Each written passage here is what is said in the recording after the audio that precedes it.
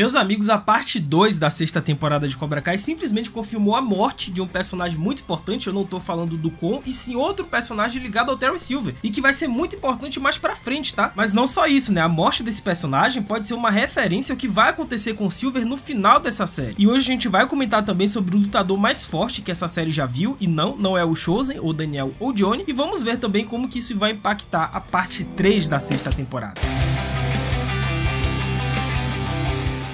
Hello my friends, Geek na voz, e como deu pra perceber nessas últimas temporadas de Cobra Kai, eles se inspiraram fortemente no terceiro filme da franquia Karate Kid, que é um dos piores filmes que eu já vi na minha vida, mas tá valendo. Sendo que uma das referências principais e que se tornou meio que a pedra principal dessa quarta e quinta e até sexta temporada de Cobra Kai é o Terry Silver, cara. E isso também deu uma aparição especial pra personagem feminina, né, do terceiro filme, que era a Jessica Andrews. E enquanto isso, né, o Mike Barnes, o inimigo do Daniel no Karate Kid 3, já esteve em 3 episódios, né, incluindo o final da quinta temporada de Cobra Kai. Então as conexões da série com a franquia se estenderam ainda mais na sexta temporada, que adicionou mais um retorno de um personagem ao mesmo tempo que descartou outro. Afinal, se a gente lembrar nessa parte 2, né, quando o Terry Silver finalmente apareceu, junto com o advogado dele, né, o tal do Ezra, que inclusive o Ezra, ele foi interpretado pelo Raiden Trosberg, que é um dos criadores de Cobra Kai, mas percebam que ele fez uma citação, fez uma referência ao personagem que, segundo ele, já faleceu, já bateu as botas, e que era um dos capangas do Terry Silver lá no Karate Kid 3, era o amigo do Mike Barnes, pô. Pois como uma tentativa de impedir o Silver de fazer más escolhas ruins na vida, o seu advogado disse a ele que ele não quer que ele entrasse em uma espiral descendente e acabasse no necrotério como seu amigo Snake. E essa foi a primeira menção do personagem, né, do Jonathan Avildsen na série, que é um bandido que ajudou Mike Barnes a destruir a casa do seu Miyagi lá no Karate Kid 3. E detalhe que o Snake, né, interpretado pelo Jonathan Avildsen, ele é simplesmente o filho do diretor da franquia Karate Kid, que dirigiu os 3 primeiros filmes, que é o John Avildsen.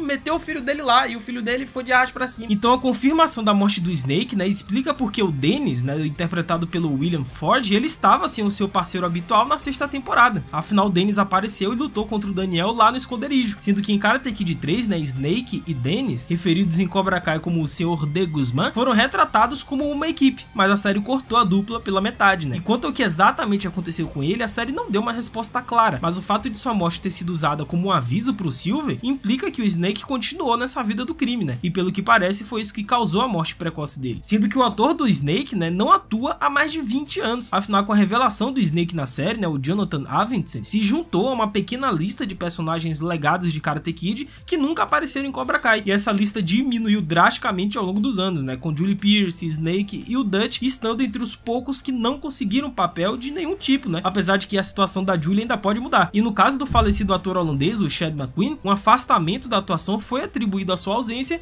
e o mesmo pode ser a explicação pro Snake, né? Embora a razão oficial não tenha sido dada ainda. Então é isso, cara. Esse Jonathan Avildsen, ele tem alguns créditos, né, em sua carreira como ator. Ele fez umas aparições aqui e ali, principalmente nos anos 80, 90. Mas, cara, desde 2002, o Jonathan, ele não tem feito nada praticamente. Não atuou em nenhum filme, nem nada. Então não está claro se ele foi convidado de volta pra Cobra Kai, né? Mas embora seja seguro dizer que o Snake não irá aparecer, é possível que, como o retorno do Dennis não foi uma participação única, mais detalhes sobre a morte do Snake serão oferecidas mais tarde, né? Então fica aquela perguntinha, né? Sim, Geek, como que essa morte do Snake pode impactar o Terry Silver no futuro dessa série, né? Que foi o que eu comentei pra vocês no início do vídeo. E vamos por mim, meus amigos. Tem uma certa conexão aí, se a gente traçar alguns paralelos que eu vou explicar, e pode dar muito ruim pro rabo de cavalo, hein? Afinal, a referência a Snake, né, pode ter sido nada mais do que um aceno a um personagem de Karate Kid e uma maneira de fornecer uma razão canônica pra sua ausência na história. Mas também há uma possibilidade de que o seu significado seja mais profundo do que isso, né? Tanto que poderia ter uma influência no arco do Terry Silver nos últimos 5 episódios de Cobra Kai. E essa revelação, né, combinada com o comentário do advogado sobre o Silver mal conseguir pagar o seu iate, fala sobre a ideia de que ele perdeu muito devido à sua cruzada com o Daniel. E isso aparentemente o encorajou, né, sua mentalidade de nada a perder na sexta temporada. Mas também pode levar a alguns momentos sombrios nos episódios finais. É o que eu disse, cara. Infelizmente o roteiro de Cobra Kai nessa parte 2 pulou muitos arcos, né?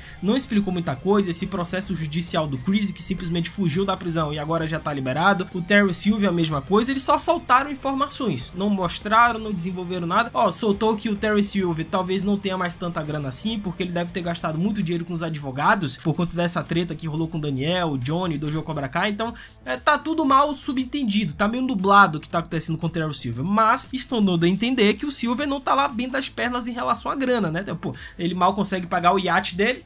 Deve estar pobre. Afinal, é verdade que Cobra Kai não fez muito muito com a vida de Terry Silver fora de seus relacionamentos com o Daniel e Chris, né? Então trazer o Dennis de volta à cena ajuda a consertar isso, pois ele dá um aliado com que ele compartilha uma conexão pessoal, bem como uma história desconhecida, né? E por meio das próximas aparições de Dennis e Silver, a série poderia revelar mais sobre as experiências pelas quais eles passaram juntos ao longo dos anos, o que pode muito bem incluir a morte do Snake, né? E se for assim, isso pode preparar o cenário para Silver fazer algumas mudanças importantes em sua vida, e talvez voltar ao caminho que estava antes do Chris aparecer para ele lá na terceira temporada, né? Mas e aí, meus amigos, o que vocês acham que aconteceu com o Snake? Será que o Terry Silver vai ter o mesmo destino final que o Snake? Uma morte trágica, talvez? O que é que vocês acham que vai acontecer? Comentem embaixo, mas para pois não, tá? Não para não, temos mais coisas para comentar aqui, porque possa ser que essa parte 2 da sexta temporada de Cobra Kai finalmente tenha encontrado o sensei mais forte que já vimos nessa série. E não, eu não tô falando do Chosen, nem Daniel, nem Johnny, nem Silver, Chris, não. Isso vai ter muitas implicações na parte 3, tá? Afinal, interpretado pela estrela do Mortal Kombat, o Liu Stan, o Sensei Wolf fez sua estreia no universo de Karate Kid na sexta temporada parte 2, como Wolf, o chefe dos Iron Dragons. O Wolf é um lutador competente e surgiu como mais um antagonista a Johnny e Daniel quando foi descoberto que ele estava envolvido em uma aliança secreta com Terry Silver, né? Que ele encontrou algum tempo depois do final da quinta temporada. E pelo que parece, ele pode muito bem ter o melhor time do Sekai Taikai, o que pode ser atribuído ao seu próprio nível de habilidade. Agora, outra coisa interessante também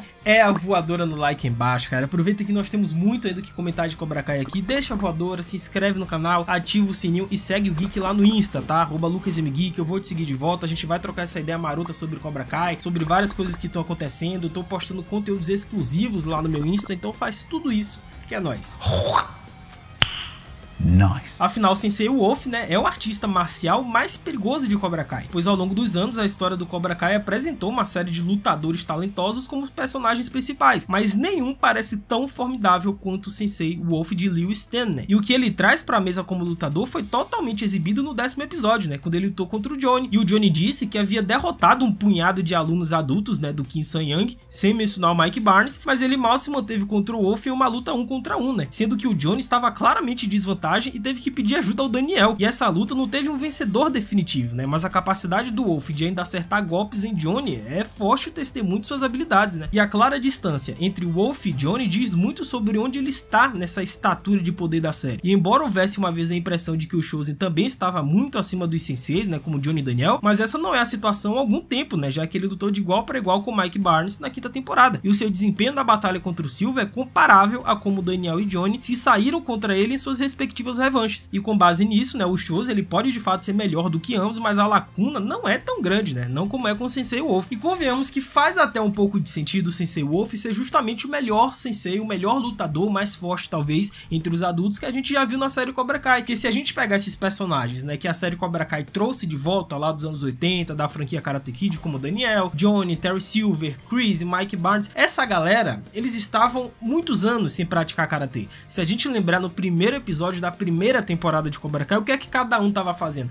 O Johnny tava numa vida miserável, longe do Karate, e o Daniel a mesma coisa, né? Tocou a vida dele, a família, a empresa, a concessionária de carros, ele estava longe do Karate, ele já não praticava mais. Já o Sensei Wolf, ele tá na atividade aí, meu irmão, durante anos. E a maioria desses personagens teve que redescobrir suas proezas na luta, né? E como Chris e Johnny, né, o Wolf, ele enfrentou uma queda em sua carreira, mas a diferença entre eles é que o Wolf não parou de lutar, pois como vimos, né, o flashback do Terry Silver confirmou que mesmo quando ele estava em seu ponto mais baixo, o Wolf ele ainda estava ativo como um artista marcial. Então esse compromisso vitalício, né, com a luta é compartilhado por Chosen, mas apesar disso, o Sensei Wolf parece ser um lutador superior. E uma vantagem que o Wolf tem sobre todos esses personagens clássicos de Karate Kid, incluindo o Chosen, é a sua juventude. O Wolf ele ainda está no auge e, portanto, naturalmente, é mais forte e ágil, enquanto os outros senseis são décadas mais velhos, né? Então essa vida saudável do Wolf, conforme descrito em sua primeira conversa com Johnny, é mais uma evidência de que o personagem está simplesmente em melhor forma de luta do que os seus contemporâneos de Cobra Kai, né? Pô, o cara é jovem, tá no shape, sabe?